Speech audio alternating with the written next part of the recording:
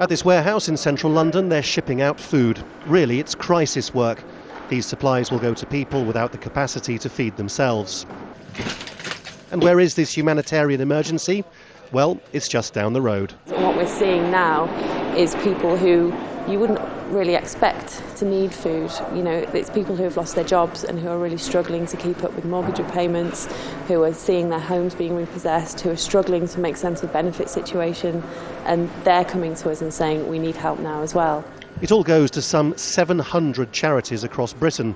The poor here are eating food which would otherwise go into landfill.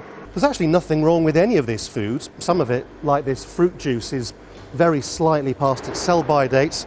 Some of it, like this pasta down here, has got very slightly bashed in transit and therefore deemed unsuitable by the supermarkets to be put on the shelves for cosmetic reasons. But the one thing all of it's got in common is that in years gone by, and to some extent now, it would otherwise have been thrown away, and yet increasingly it's being used by charities to feed the British poor.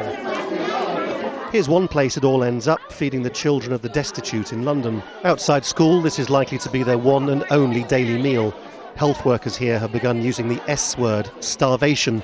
It's a loaded term, and they don't use it lightly. It is a starvation, it is. And if you ask them, they will tell you the truth. They will tell you, well, we haven't eaten for one day, for half a day. And if it wasn't for that, then they wouldn't eat at home? They wouldn't eat at home, most of them. Suddenly, some very high-profile charity campaigners here are saying that this is becoming a full-blown crisis.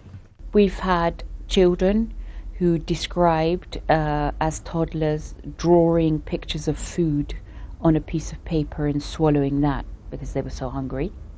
I've had a child here who was chipping away at bricks and swallowing the brick. I've had children who've been scavenging in bins for food and taking whatever they could out of the dustbins. There are lots of things you could say about all this, but perhaps the most important is that Britain seems to be losing the mechanisms to care for its poorest. Meanwhile, children in one of the world's richest cities go hungry, while giant corporations throw millions of tons of food away because it doesn't look nice enough to be put on supermarket shelves. Laurence, Al Jazeera, London.